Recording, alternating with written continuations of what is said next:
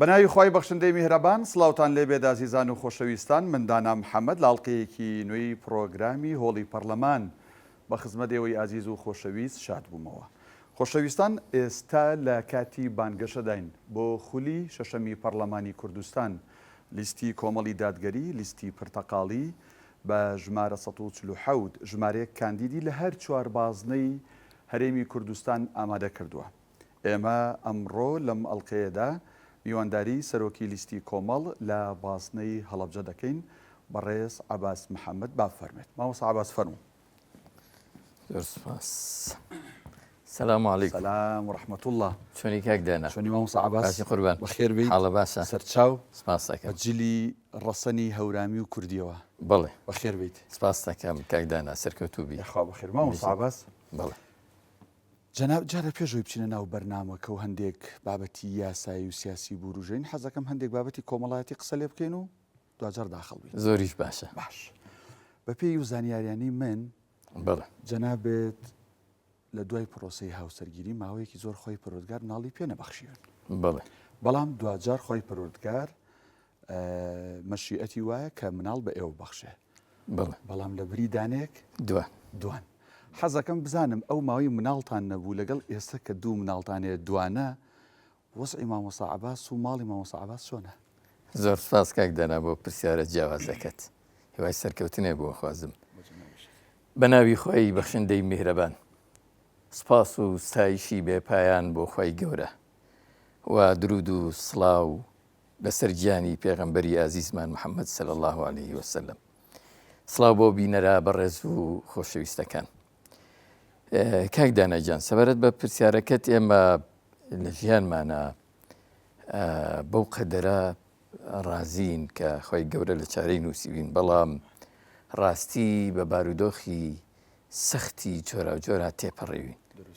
بارودۆخی نەبوونی ئەمن و ئاسایش بە تایبەتی لەو ناوچانەی ئێمە لە ناوچەی پارێزگای هەڵەبجە و هەورامان کە خۆتە زانی بە کوشندەترین چەکی کیمیایی لێی درا و هەزاران شەیدمان بەخشی و بە بارودۆخی نەبوونی و نەداری و ڕاگواستنا تێپەڕین و بە بارودۆخی سەختی دەستگرتن بە ئاینەکەمانەوە تێپەڕین بەڕاستی لە ناوچەی هەورامان. خۆی گەورە یارمەتیدان و من بۆ خۆشم بە تاقیکردنەوەی سەختی کۆمەڵایەتیا تێپەڕیم.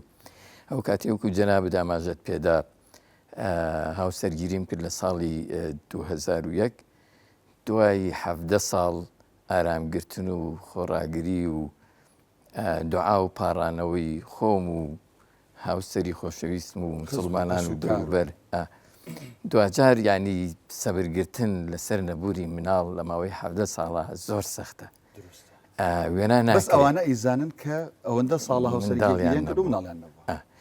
بەڵام سپاسی خۆی گەورەکەم زۆر زۆر بێپایان کە لە دوای 17 ساڵ نزاکانی گیرا کردین و خۆم و خێزانم بە ئاواتی جگەرگۆشە و مناڵ شاد بووین وەکو مسڵمانان. من لە ناخی دڵمەوە هیوا خوازم بۆ هەموو کەسێک بە ئاواتەکانی بگا بە تایبەتی مناڵ ئەوە نیعمەتێکی زۆر گەورە بوو. یەکێک بوو لە نیعمەتە گەورەکان و یەکێک بوو لە وەرچەرخانانی کە لە ژیانی کۆمەڵایەتی مناڵ ڕوویدا و ئێستا وەکو جەنابت فەرموو دوو کچی جوانم هەیە بە ناوەکانی چنیا و چلانە. باش تەمەنیان 4 ساڵە. خۆی گەورە هەم ئەوان بۆ ئێوە هەم ئێوە بە ئەوان مەمنونم.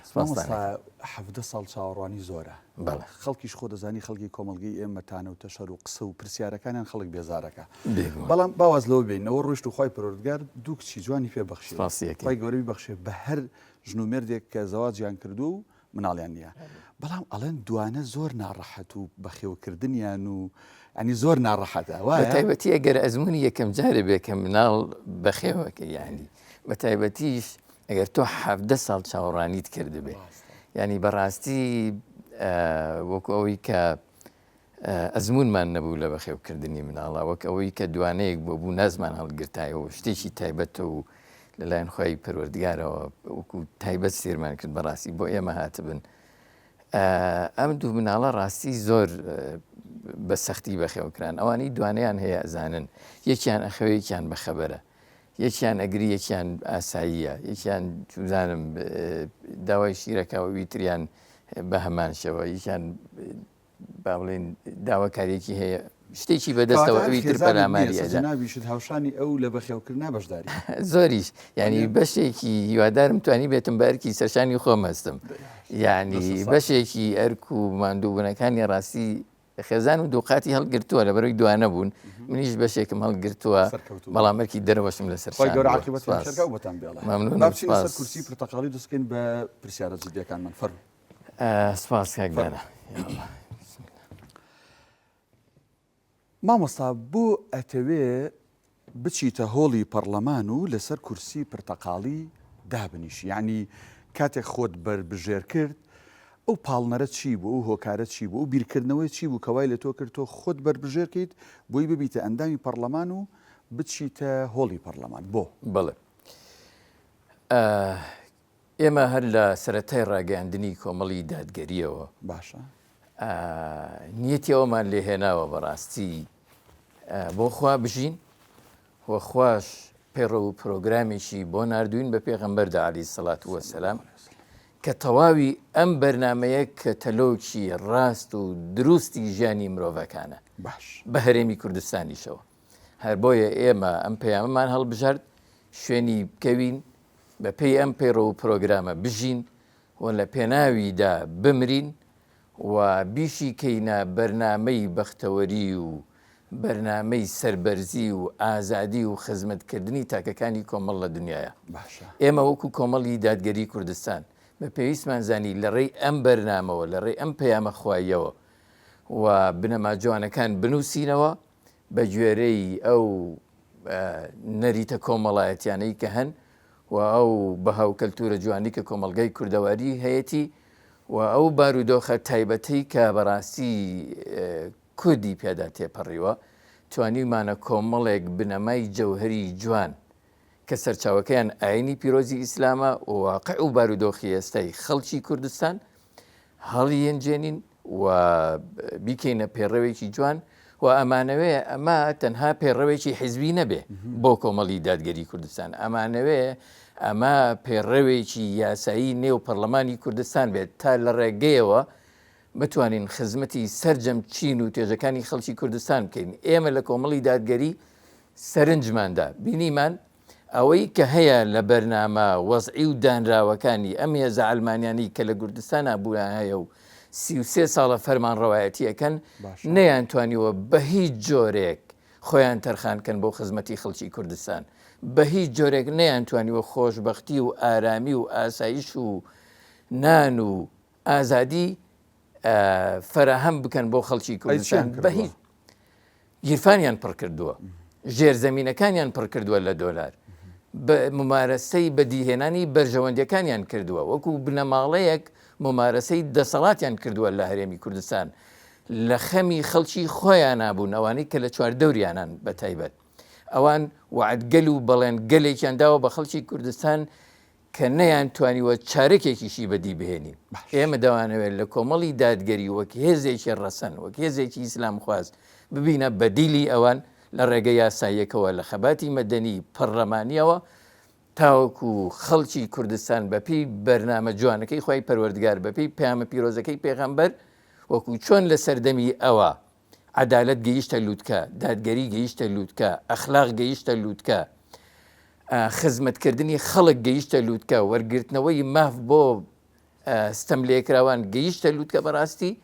ئێمەش لەم سەردەمەیە هەوڵ ئەدەین بە هەمان شێوە بین و دیفاع لە خەڵکی چەوساوە و مەزڵومی کوردستان باش لیستەکەی ئێوە لیستی کۆمەڵی دادگەری من لە هاوڕەکانی تر و خوشک و براکانی تریشمان پرسیارە کردووە دروشمێکتان هەڵبژاردووە ڕایان دەگرین مامۆستا عەباس ئێوە چێ ڕادەگرن چی ڕادەگرن و چۆن ڕایەگرن ئێمە لە کۆمەڵی دادگەری کوردستان هەموو ئەوانە ڕادەگرین دەیانەوێت لەسەر حیسابی خەڵکی کوردستان گیرفانیان پڕ بکەن هەموو ئەوانە ڕادەگرین بە تایبەتی ئەوەی ئێستا لە دەسەڵات و ممارەسەی دەسەڵاتەکە کە دەسەڵاتیان پاوەند کردووە بۆ دوو بنەماڵە هەموو ئەوانە ڕادەگرین کە داهاتی خەڵکی کوردستانیان قۆرەخ کردووە بۆ خۆیان و بنەماڵەکانیان هەموو ئەوانە ڕادەگرین کە داهاتی خەڵکی کوردستان دەدزن و ئاودیوی ئەکەن و کەس نازانێت داهاتەکەی بۆ کوێ دەڕوا هەموو ئەوانە ڕادەگرین کە خاچی کوردستان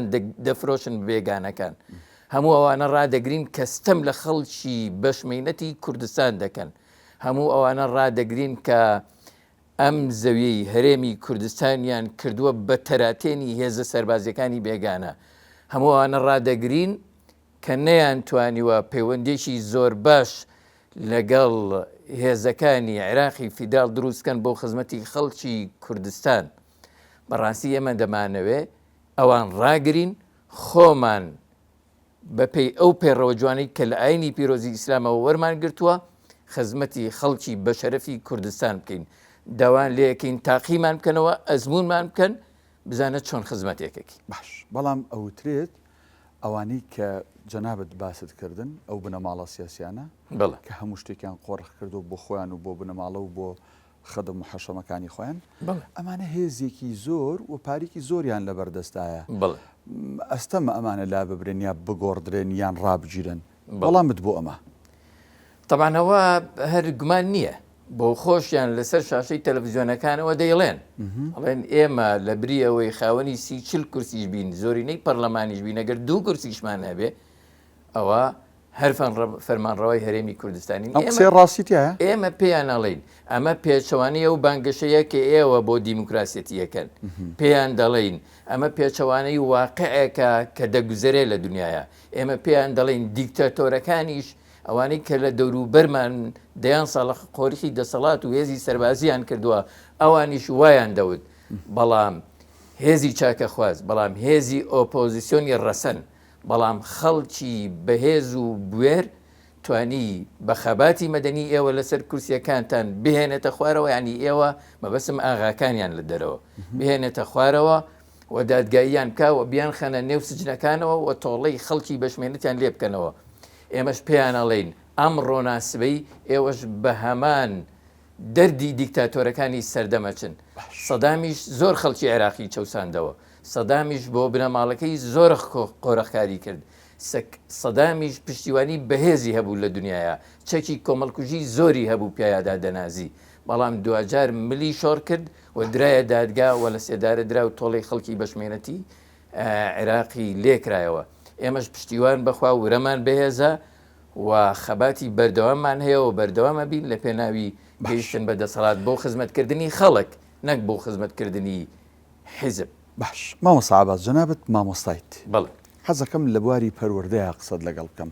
تۆ چیتە پەرلەمان نەچیتە هۆڵی پەرلەمان، جەربا لەوە دەست پێ بکەم ژێرخان و سەرخانی کەرتی پەروەردە بە شێوازێکی گشتی چۆن نەبینیت؟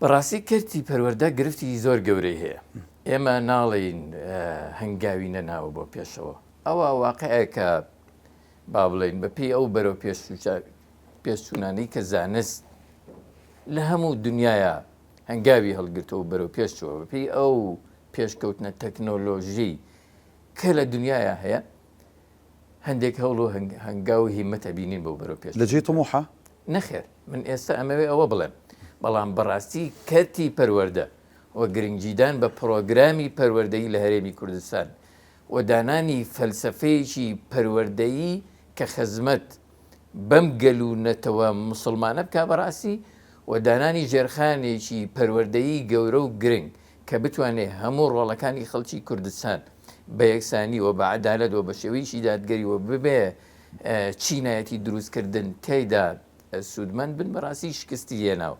شکستی هێناوە لەوەی کە فەلسەفەیەکی پەروەردەیی جوانی نییە تا ئێستاوە جێگیر و بە پێی قۆناغەکان و بە قۆناغبەندی بچێ بڕێوە. بەڕاستی شکستی هێناوە لەوەی کە خێزانە هەژار و دەوڵەمەندەکان لە یەک پۆلا کۆ بکاتەوە.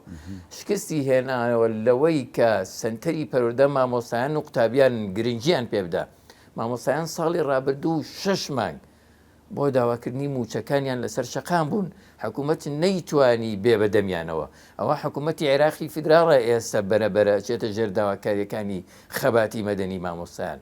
بڕۆ سەری خوێندنگایەکان بکە، هەندێکی تایە مۆدێرنە، زۆربەی زۆریان دەستی خێرخوازی بە تایبەتی لە پارێزگای هەڵەبجە، ئەوە دەستی خێرخوازیە کە قوتابخانەکانی یاوەدان کردوتەوە. لێرەوە سپاسیانەکەین، دەستیان نەکوژین.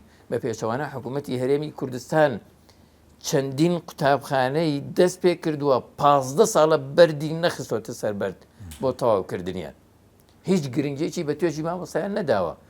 هیچ گرنگێکی بۆ قوتابیان نەبووە لەوەی کە دەرماڵەیە ئێستا لە دنیاە لە دنیای مۆدرنیشە قوتابیان خزمەت دەکرێن نان و ئاویان پێ دەدرێ خواردنیان پێ دەدرێت دەرماڵەیان پێ دەدرێ بڕەپارەیەکیان پێ دەدرێت کە بتوانن باری کۆمەڵایەتی خۆیانی پێ هاوسەم بکەن و خوێندەکەیان بەردەوام بن ئەوانەی کە دەردەچن لەم سیستەمە پەروەردەیت تەعینیانەکە هەلیکایان بۆ دەڕەخسێنێ بە پێچەوانەوە لە هەرێمی کوردستان ئەمە بوونی نییە ئەزانی هەلێکی دامەزراندن لە هەڵەبجەیە کرایەوە بۆ 500 کەس چەند خوێندکاری دەرچووی زانکۆکان فۆڕمیان پڕ کردوتەوە 11,000 کەس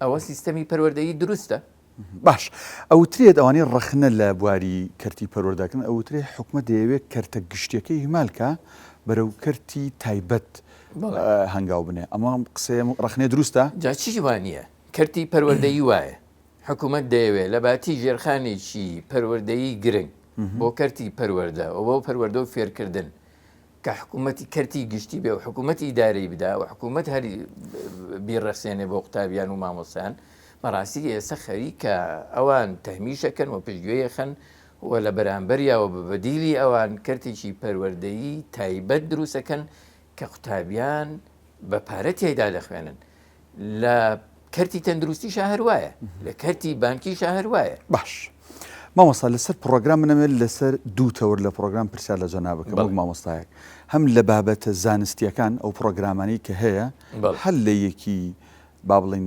قۆناغی سەرەتایی و بنەڕەتیەوە هەتاوەکو دوانزەی ئامادەی لەگەڵ ئەوە ئێمە کۆمەڵگەیەکی موسڵمانین شانازی بە دینەکەی خۆمانەوەکەین ئەمێ لەسەر پەروەردەی ئاین لە یەکی بنەڕەتی تا دوانزەی بنەڕەتی پرسیارت لێ بکەم لایەنە عیلمیەکە دەرسە عیلمیەکانمان ئەوەیە کە قوتابیەک لە 12 تەواو ئەبێ دوای 12 ساڵ خوێندن زانستێکی باش فێر بوو بێ ئەمە لایەکی تر پەروەردەی ئاین لە ئاست و تموحی جەنابتایە وەکو مامۆستایەک و وەکو گەلێکی کوردی مسلمان و ئایا جەناب دەگەل لەم دوانە ڕازینیت بەپێی یاساتەوە لە هۆڵی پەرلەمان چی بکەی بۆ ئەمە ئەزانی کاکدانا ئێمە لە دامارگیریمانەوە نییە ئەڵێ بایەخ بە خوێندنی ئاینی و بە پەروەردەی ئاینی پیرۆزی ئیسلام بدرێت لە خوێندنگاکە لەم کۆمەڵگە لە زەرورەتی واقعی بوونی ئەم پەروەردە و بنەما ئاینیانەیە بۆ تاکەکانی کۆمەڵگە لە ئەوروپا دەبینی فەرمودەکانی پێغەمبەر عەلەیهی سەڵات وەسەلام ئاینە پیرۆزەکانی خوا لێرە و لەوێ لە بابەتە گشتیەکانە ئاماژیان پێ بدرێ و لە بەها کۆمەڵایەتیە گرنگەکان و لە پەروەردەیەکان و لە کۆمەڵایەتیەکان و ئەخلاقیەکان دەنووسرێنەوە و بە قوتابیان دەخوێندرێن کە کۆمەلگاکانیشیان مسلمانین کە زۆرینەشیان مسلمانین ئێمە لە کۆمەڵگەیەکی زۆرینە مسلمانە لە کۆمەڵگەیەکی مسلمانە کە زۆربەی زۆرمان مسلمانە بەڕاستی وانەی پەروەردەی ئیسلامی ئەسڵ ناوکەشی گۆڕاوە باشە پشتگوێ خراوە ئاینی پەروەردەی ئاینی هەر لەبەرەوەی مەجای تیابێ بەلا ڕێدا ببرێ پەروەردەی ئیسلامی بنەمای زۆر جوانی تایە کە ئێمە ئەڵێین لە دەمارگیریمانەوە نییە بڕۆسەیری قورانی پیرۆزگە ئاەتەکانی خۆی پەروەردگارگە فەرمودەکانی پێغەمبەر بەرکە بزانە چەند ئەخلاقی جوانی تایە چەند بەهای بەرز و گەورە و پیرۆزی تایە ئەتەوێت لە هۆڵی پەرلەمان جوانی تایە بە یاسا چی بۆ وانەی ئاین یا با بڵین وانەی پەروەردەی ئیسلامی بکەیت ئێمە مەبەسمانە بچینە هۆڵی پەرلەمان نەک لەبەرەوەی ئامانجمانە بەو هۆڵە بگەین ئەمانەوێت لەم هۆڵەدا لە هۆڵی پەرلەمان خزمەت بە ئاینی پیرۆزی ئیسلامکەین کە ئاینی زۆرینەی مسلمانی خەڵکی کوردستانە بە تایبەتیش لە بواری پەروەردە و فێرکردنە ئاینی پیرۆزی ئیسلام وەکو وانەیەکی جددی لەلایەن مامۆسای مختەس و پسپۆڕەوە بخوێندێ بەداخەوە باشە لە خوێندنگاکانە لەلایەن هەندێک لە بەڕێوەبەرە بەڕێزەکانە وانەی ئاینی هەم ئەخرێتە دەرزی کۆتایی هەم دەدرێت بە مامۆسایەک کە پسپۆر نییە کە نازانێ بە دروستی لەگە ڕێزم بۆ مامۆسایان هەندێکیان دەقا عەرەبیەکان و دەقاینەکان و فەرمودەکانی پێغەمبەر بە دروستی پێشکەش بە خوێندکارە بە ڕێزەکان بکەن ئەمە گرفتە بۆ مامۆسایان دروست کراوە ئەمە گرفتە بۆ کەرتی پەروەردە دروست کراوە ئەم گرفتە بۆ خەڵک و قوتابیانی هەرێمی کوردستان دروست کراوە بەس لەبەرەوەی نەتوانن کە پەروەردەیەکی دروستی ئیسلامی ئەنجام بدەن ئێمە بەڵێن دەدەین کاری جددی لەسەر ئەم بابەتە زۆر باشە. وەڵامی بەشی دووەم قوتابیەک لە 12 دەرەچێت لە زمانی ئینگلیزی لە زمانی عەرەبی لە وانە زانستیەکانی وەکو زیندەوەرزانی و بیرکاری چیوانە ئەوەیە کە بڵێ ئەمە پاشخانێکی باشی پێ و پڕچەکە بەعیلم یان ئێمە لەو بارەشە پێویستمان بەدەستکاریکردن هەیە. بەڕاستی گۆڕینی پرۆگرامەکانی پرۆسەی پەرۆدە و فێرکردن ئەوە ئیشکالی زۆری تایە. باش هەر وەزیرێکی بەڕێز دێتە سەر کورسیەکەی یەکسەر دەسە با کۆنگرێک ئەنجامەدا بەبێ ئەوەی سێری پێش خۆی و دوای خۆی بکە دەسەکە بە گۆڕینی منهەجەکان و چاپکردنیان وەدان بە کۆمپانیایان وە چوزانم هێنانی هەندێک مامۆستان لە دەرەوە. ئێستا بابەتی ڕاهێنانی مامۆستان و وەنووسینەوەی پرۆگرامی پەرۆدەی لە هەرێمی کوردستاندا نادرێتە دەست مامۆستا پسپۆڕەکانی کوردستان، دەترێتە دەست کەسانێک کە لە دەرەوەی وڵاتەوە دێن، دەدرێتە دەست کەسانێک کە لە ڕۆژئاوا پەروەردە بوون، دەدرێتە دەست کەسانێک کە نازانن زۆر باشیش بە کوردی قسە بکەن و لە کەلتور و فەرهەنگی کۆمەڵگاکەیان ئاشنانین و لە گۆڕانکاریەکان بەڕاستی معلومات و زانیاری زۆر ورد و دەقیقیان کەواتە بە پێی یاسا چارەسەرتان پێ بۆ ئەمانە. بەڵێ بەبێگومان ئێمە ئەو دەستانە ڕادەگرین کە لەسەر حسابی قوتابیان و کەرتی پەروەردە و فێرکردن لە کوردستاندا دێن کۆمپانیاکان پڕپارە دەکەن، دێن بازرگانی دەکەن، دێن خەڵکانێک لە دەرەوە دەهێن و زیندویان دەکەنەوە و دەیکەنەبار بەسەر خەڵکی کوردستان و کەرتی پەروەردە و فێرکردن. ئەم هۆڵی پەرلەمانی ئێمە لەم ستۆدیۆ دروستمان کردووە پشت بەخۆی پەروەردگار جەنابەت بە فعلیە چیتە هۆڵە گەورەکەی پەرلەمان لە شاری هەولێر. بۆ گرنگە پەرلەمان شکۆی خۆی هەبێ مەرجعی باڵایە بێ لە هەرێمی کوردستانە وە دەسەڵات لێرە و لەوێ زۆر جار ئیش بۆواکە کە ئەم دامەزراوەیە کە دامەزراوی پەرلەمانە وەک بڵی لە شکۆی بدرێ.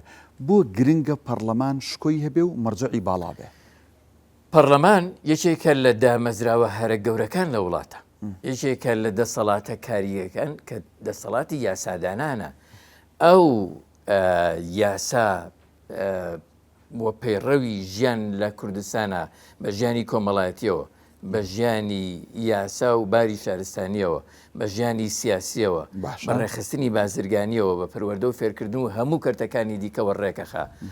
گرنگی خۆی هەیە پەرلەمانی کوردستان پێویستە کەسانێک بچنە ئەوێ کە بە قایمی دەستیان گرتوێ بە دینەکەی خواوە، پێویستە کەسانێک نوێنەراتی خەڵکی کوردستان بکەن و بچنە پەرلەمانی کوردستان زۆر بوێر بن، زۆر ئازا بن، زۆر داکۆچی کرد بن لە مافەکانی خەڵکی کوردستان وە سربەخۆ و ئازاد بن لەوەی کە نەچنە ژێرباری کەسانێکی با بڵێن بەرژەوەندی خوازەوە کە هەموو کایەکانی ژیانی سیاسی و حکومڕانیان قۆرەخ کردووە بۆ بەرژەوەندی تەسکی حیزبایەتی لە کوردستان.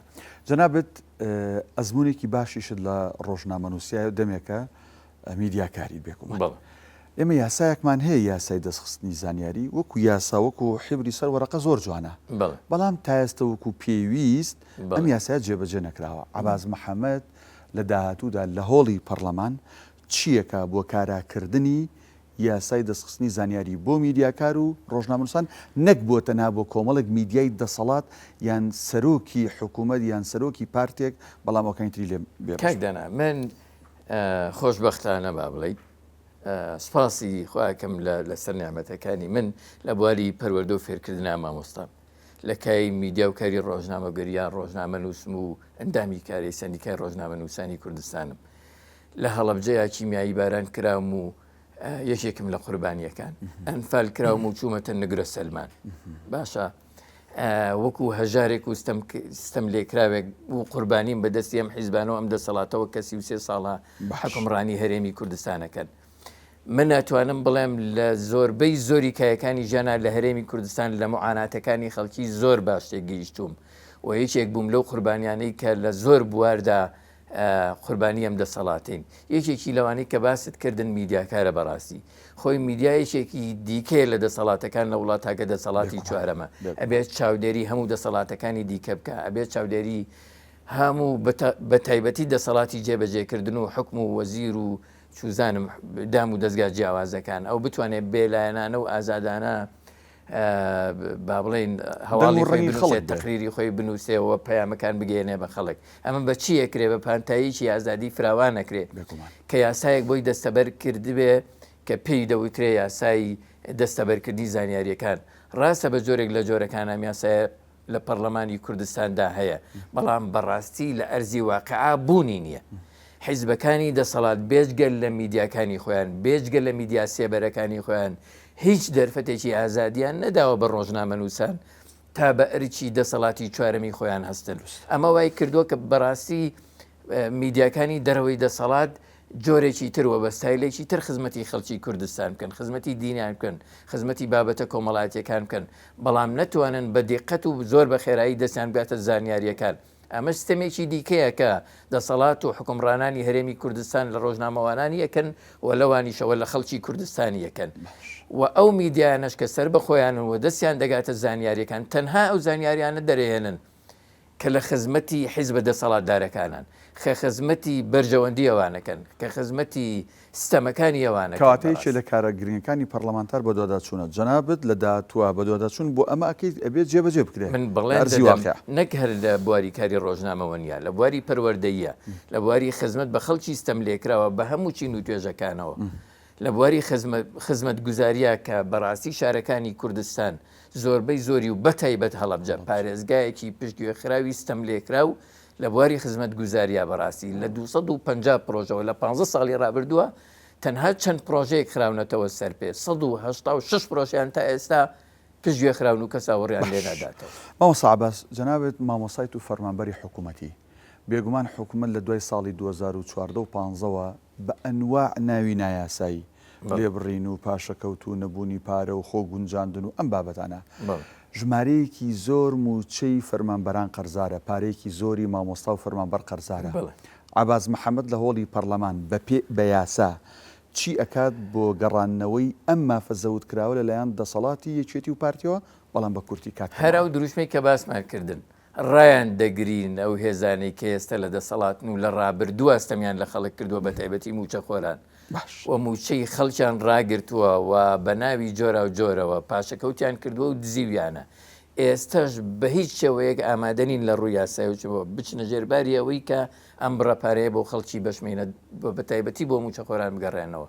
ئێمە بەڵێن دەدەین لەم بابەت دیسان ڕایان گرین و ببینە بەدیلی ئەوان ئەگەر خەڵکی کوردستان بێن و پشتمان بگرن و زۆرینەی ئەم کورسیانەی پەرلەمان بکەینە پرتەقاڵی ئێمە بەڵێنیان دەدەینێ هەموو ئەو مافانەیان بۆ دەگەڕێنینەوە بە پێی یاسا و ئەوانش دادگایی دەکەین کە زوڵمیان لێکردوون و خواردویان.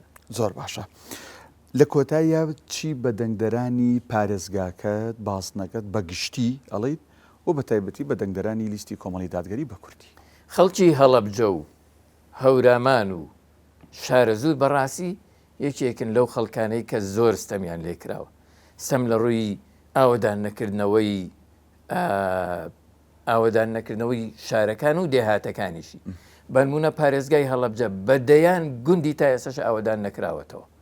هەورامان 24 گوندە 12 ئاوەدانی تیانە بە وێرانەی ماونەتەوە. زۆر باش. خوڕماڵ و شارە زوور بە هەمانشەوەیە. ئێمە بەڵێنیان پێ دەدەین گرنگجی بە ئاوەدانکردنەوە و پڕخزمەت گوزاری ئەو شوێنانە بدەین لە ڕێی فشارەکانمانەوە لەسەر دەسەڵات و لەسەر حکوومەت و لەسەر ئەوانەی کە لە داهاتووە ئەبنە حکومڕانی خەڵکی کوردستان و من داوا لە خەڵکی پارێزگای هەڵەبجەکەم داوا لە هەڵەبجە و هەورامان و شارە زوونەکەم ئەم کورسیانە پرتەقاڵی ڕێش بکەن تا بتوانین لە ڕێگەیانەوە خزمەتیان. من لە هەموو کۆتاییەکی بەرنمەیە ئەو داوایم لە دەنگدەر و خەڵک کردو بەڵام من دووباری ناکەم چکە خۆت داوات کرد. دەستخۆش بێ فەرمووەرە ئێرە ئێمە لە کۆتایی بەرنمەکەیە لەم تیانوسەیە بۆ هەر کاندیدێک میساقێکی شەرەف لە نێوان خۆت و دەنگدەرەکانت چی بە دەنگدەرەکانی خۆت ئەڵی فەرمولێرە بۆمان بنووسە.